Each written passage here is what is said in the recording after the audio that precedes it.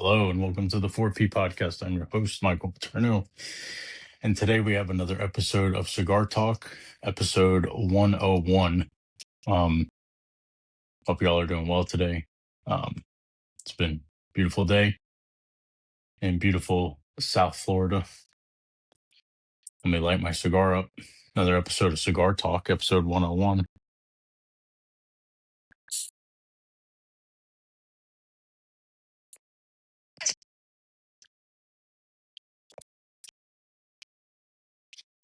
Man, I hope y'all are doing well. Got my favorite shirt on today. Y'all can see Free American from Israel.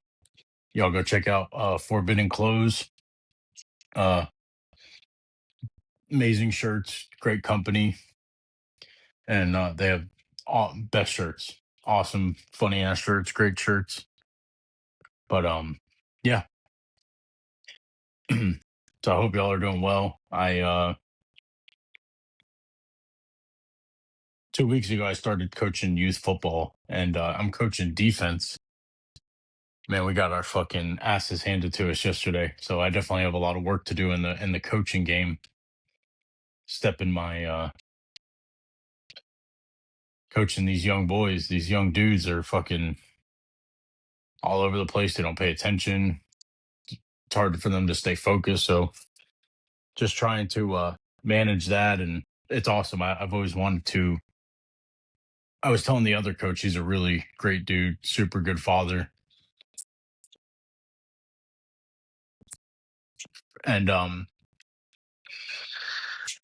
was telling him, like, I've always thought it'd be cool to coach like high school football or college football, and then my son started really taking a liking to football, and it really like opened up my mind to like, well, maybe I should just coach, like, help these young men, because we need more strong male figures in young men's lives to help them become the best versions of themselves.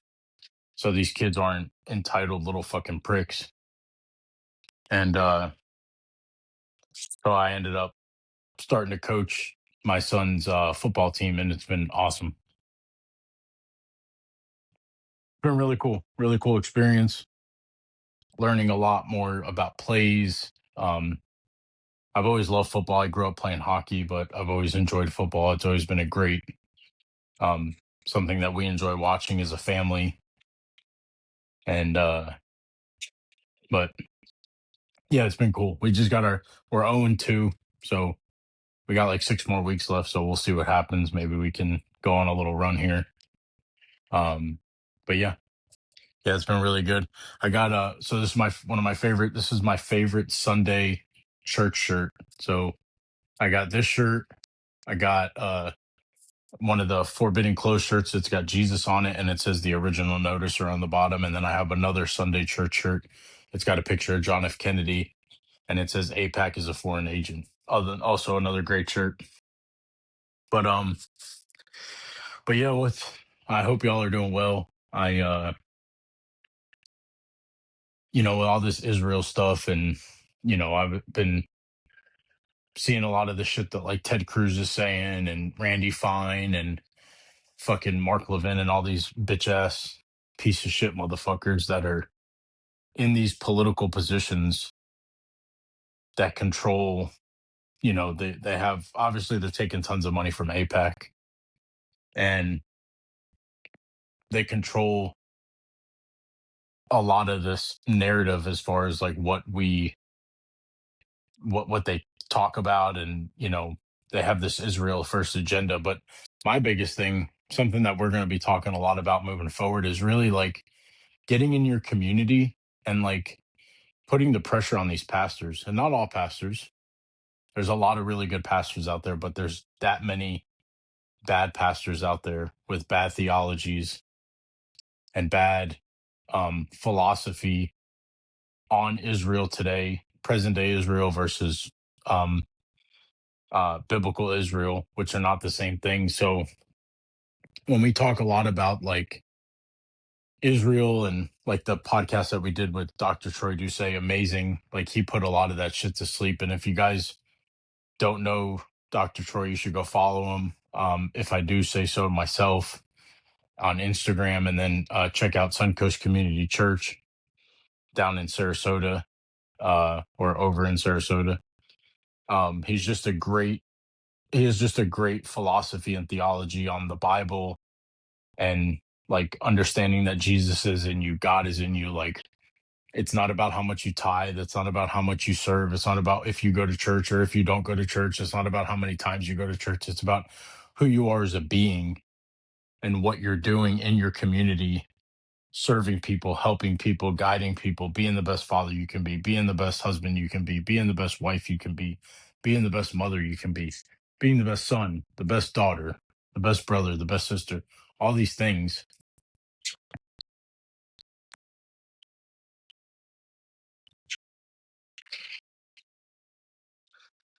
Being all these things that you can be, um just being a good person, a good productive member of society, giving back to the community, serving people when you can serve people, adding value to people's lives. Like, those are all Christ-like things. Those are all things that Jesus did.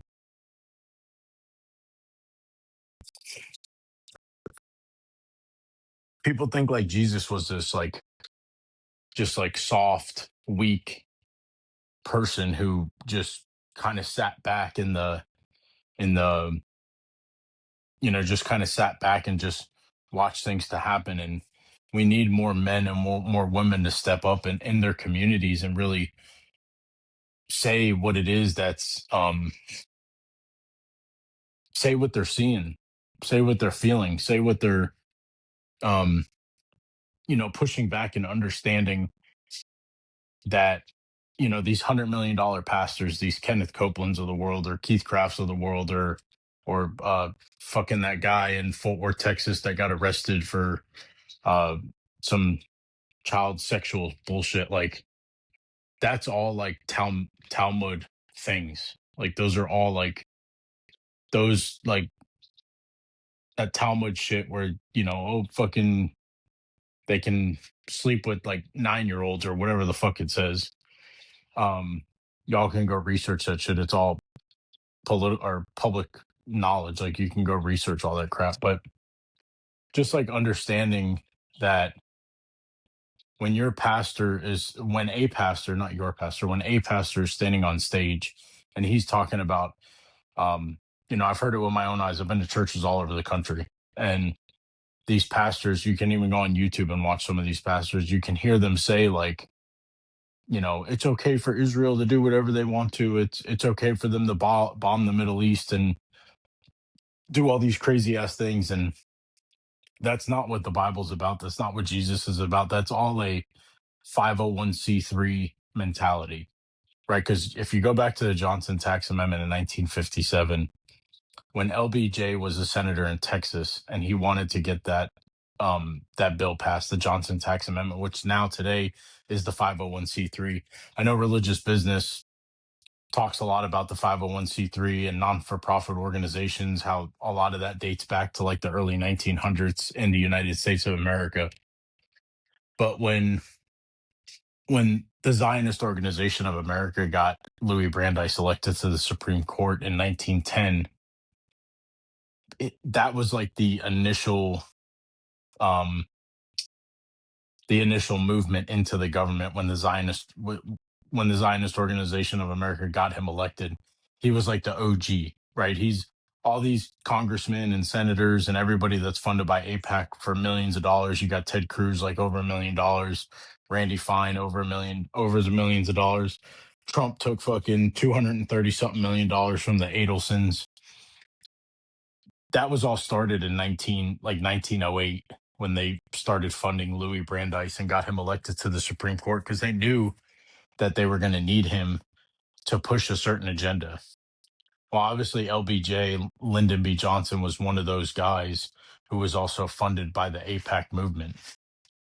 Um, I think when LBJ was a senator, I think it was still the Zionist Organization of America, but somewhere, maybe in the 50s or 60s, they changed to APAC from Zionist Organization of America, because it's too, you know, It's too rigid, right? Oh, my cigar's out. But but the um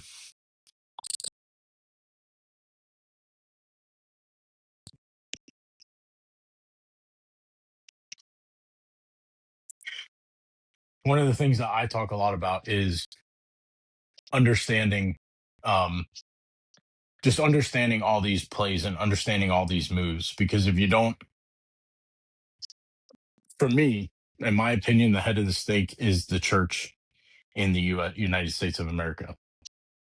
So if you, and it's not all churches and it's not all pastors, but if you start pushback on the church in America or some of the churches in America, all these pastors, these celebrity pastors, with private jets and millions of dollars and fucking houses all over the country. And I personally call them just celebrity pastors. They're nothing more than just somebody that's funneling money through the church to get rich. They use their tithes, go back to when we attended Elevate Life Church in Frisco, Texas in 2023. They started the legacy movement. They wanted everybody to write on a card how much you were going to pledge to pay the church off, right? They owed 30. This is all public knowledge. You can type in the legacy movement on Google. They had a pamphlet, a PDF. They had all this shit about, paying the church off.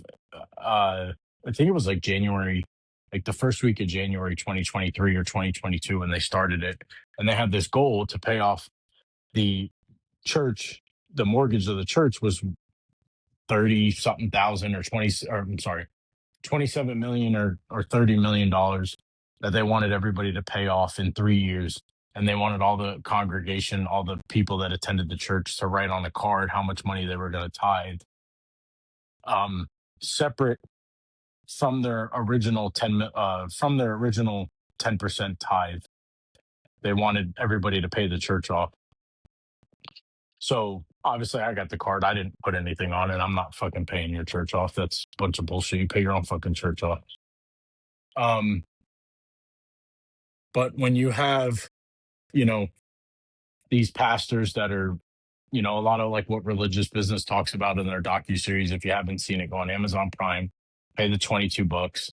It's a 7-part or 8-part docu-series. It's called Religious Business, or Religion Business. And they kind of dive in on all these corrupt churches, all their bullshit, all their tithing, their private jets, the houses, the cars, the whole fucking thing. So my opinion is just celebrity pastors. But when you look at the Johnson Tax Amendment of 1957, which changed, I think, in the 70s or 80s, changed over to the 501c3, LBJ said when he was a senator of Texas, like when he said, we're going to use the church to push an agenda. And if the churches do not push an agenda, and I've said this a million times on our podcast, if you push this agenda, we will use the church to push this agenda. And if the church does not push the agenda that we want them to push, we will strip their tax breaks and strip their funding. So in my opinion, every time you have a pastor on stage talking about Israel and Israel needs to do this, and Israel's got to kill all these innocent people, if they got to bomb this, if they got to bomb that, it's just a play for them because the government doesn't look into the church, the things that the church does. So churches can pretty much, I don't know all the things. I'm not like a fucking going into all the church documents and everything, but I know watching different documentaries and reading stuff, churches can do different things that the government doesn't. They don't have to report to the government, or they can kind of move things around, and it's all tax bullshit.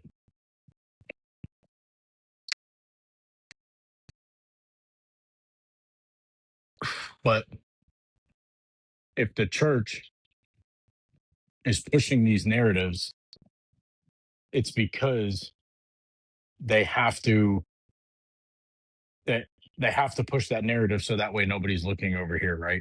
So they keep saying all these things so they can keep doing all they want. If you want to keep flying around your private jet and have your 10 houses and your Ferraris and all these different things, and you have to say all these things over here, and that thing over here is, obviously preaching about how great Israel is and preaching about how all these great things that Israel does and all this shit.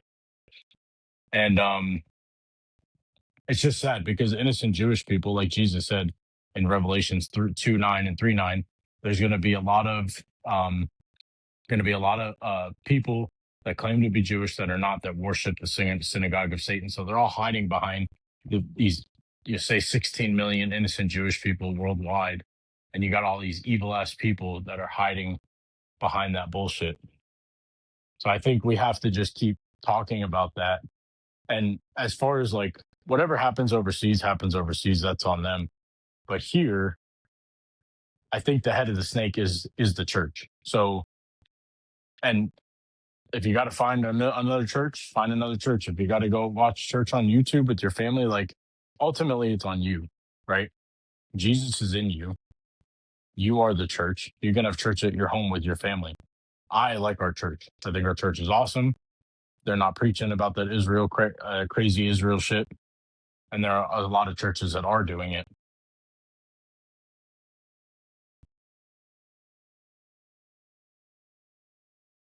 But if you're trying to be Christ-like, you could be home with your family. You could pray. You could read your Bible. You could talk to your kids about Jesus. And then you have to do Jesus Christ-like things in your home, in society, helping people, guiding people, adding value to people's lives, um, doing just being a good human, being reading the parts of the Bible where Jesus is talking, and trying to really understand what Jesus was talking about to be the best version of yourself. Like when Jesus is flipping the tables in the tax collector's office, right? Innocent Jewish people got sucked into the Roman Catholics bullshit and said, you're going to go off and do this for us, and you're going to collect all these taxes from these people that don't make shit or don't have shit. And Jesus walked in there and was like, "What the fuck are you guys doing?" Like he was mad, right? Flipping tables, all kinds of shit.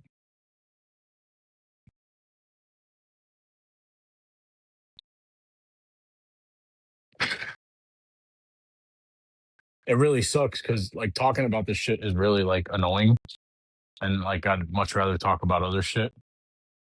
But we have to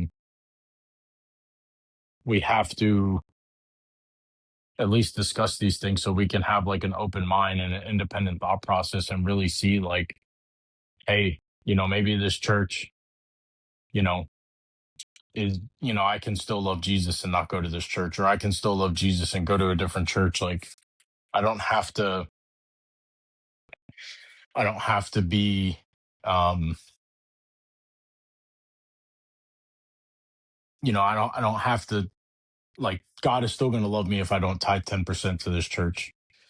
God is still going to love me if I don't go to this church.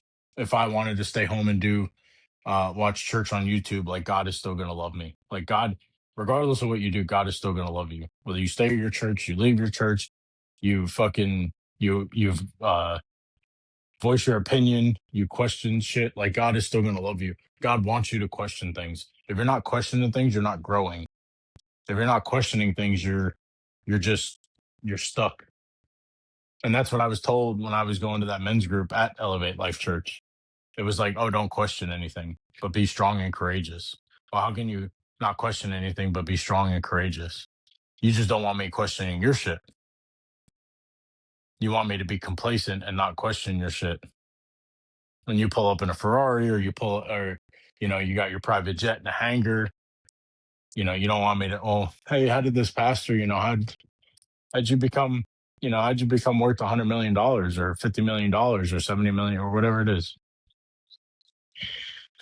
So I hope that people watching religious business, like I hope a lot of this, like I hope a lot of you guys are watching religious business. I hope this is really like opening your minds to like you can still be a Christ-like human being and not partake in all this church bullshit.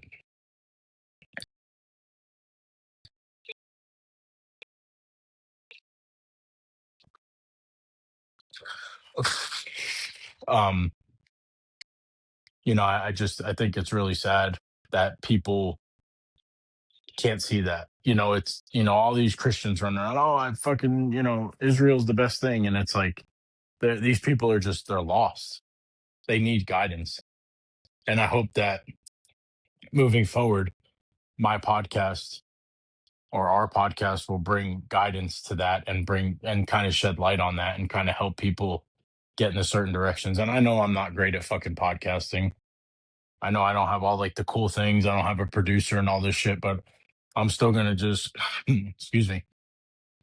I'm still gonna just you know, come on here every week, couple times a week, and just say the things that I want to say, because I think it's important.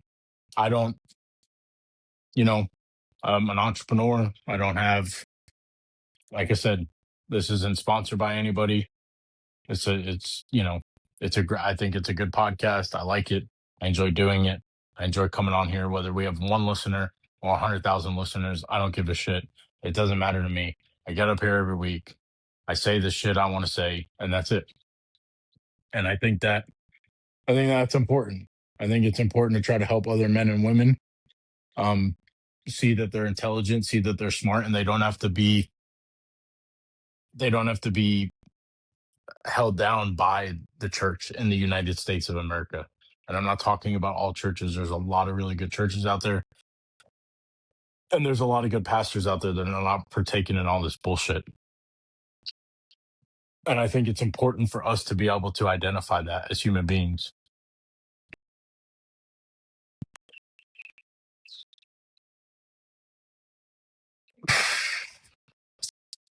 And it's important for us as human beings to do research, understand what the Nakba is, understand what the Weimar Republic is, understand what the Balfour Declaration is.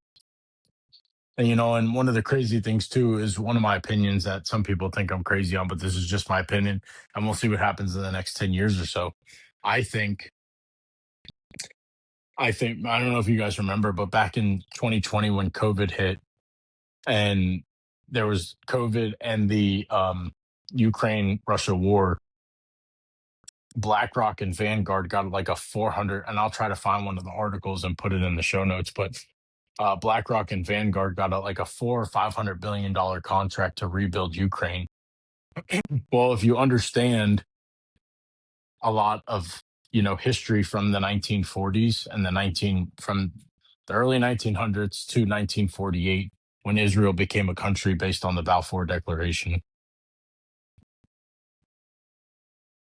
they used Hitler as a propaganda machine to round up all the Jewish people.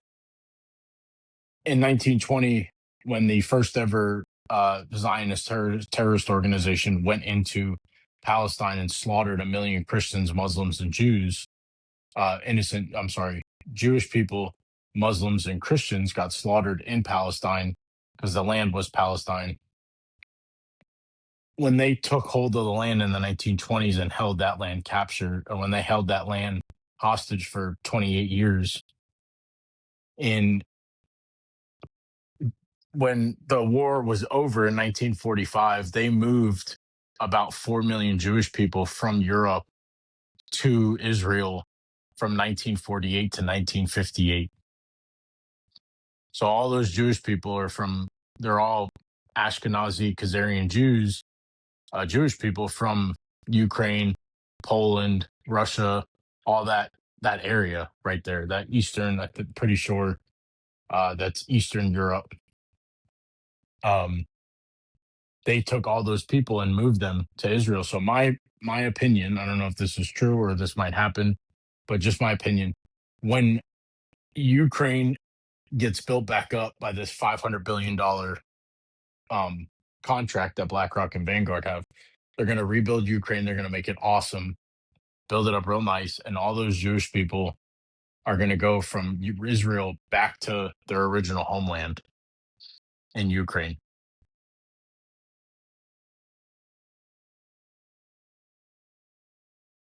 Because now that the cat's out of the bag with Israel, history tells me somewhere, somehow, some way, somebody's going to do something to Israel, and all those people are going to pack up and go back to Ukraine and that whole region where they're from. So it's just my opinion. Probably sounds crazy. I could be wrong, and I might be wrong. You never know. That's just my opinion. If you do research on history, that it makes sense, right? Because they were all removed out of there, and they didn't want to be removed out of there. They wanted to stay in their homeland, and then um, they were moved out of there for no reason. They didn't want to be moved out of there, but they were. So, just my opinion. But yeah, we'll see what happens. But I appreciate y'all. I hope you like these cigar talks. I think they're pretty cool. I like being outside and smoking a cigar, talking shit.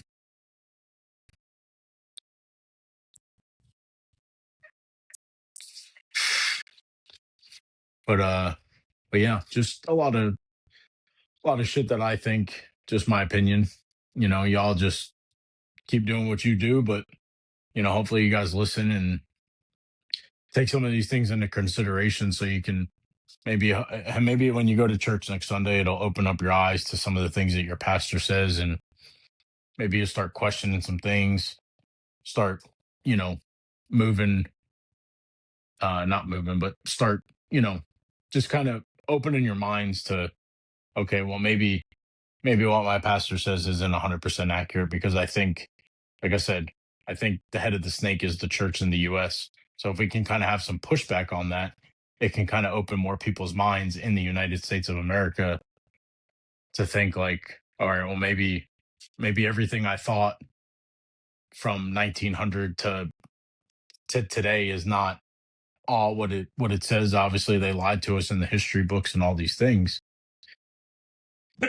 So yeah, just thoughts, but yeah, it's all just bunch of shit, man. Bunch of crazy shit. But um yeah, I don't know. We might have another podcast this week. Probably have one obviously next week.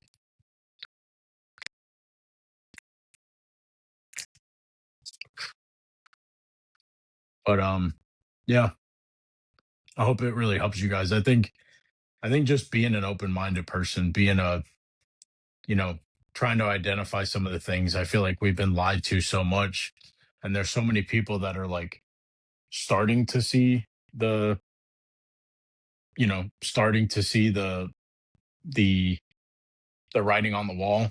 And then I think there's still some people that are slowly coming over. Like I wear this shirt, I usually wear this maybe shirt on Sundays or whatever, but at church and like just going around at the grocery store, whatever, like I've had like 20 people tell me, like, fist pump me, don't even know me, like, hey dude, nice shirt, fist pump. And so obviously that means something, right? Like people are in that camp, people understand, like, and most of the people they love Jesus, they love God. And obviously Jewish people, all these people that claim to be Jewish, all these people that worship the synagogue of Satan, Ted Cruz, Randy Fine, Mark Levin, BB. Oh, I got something to say too. Man, fuck Randy Fine and Mark Levin and Ted Cruz, all these motherfuckers, they bitch ass fucking politicians, uh, talking shit about Tucker Carlson and Candace Owens and Megyn Kelly and um, Joe Kent and all these, fuck you guys. You're all fat piece of shit, like just worthless human beings. Fuck all you guys.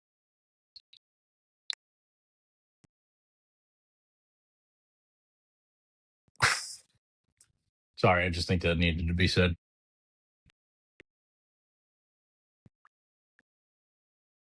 But yeah, I appreciate y'all listening to 4P podcast. Thank you so much. Have a blessed day, and y'all take it easy.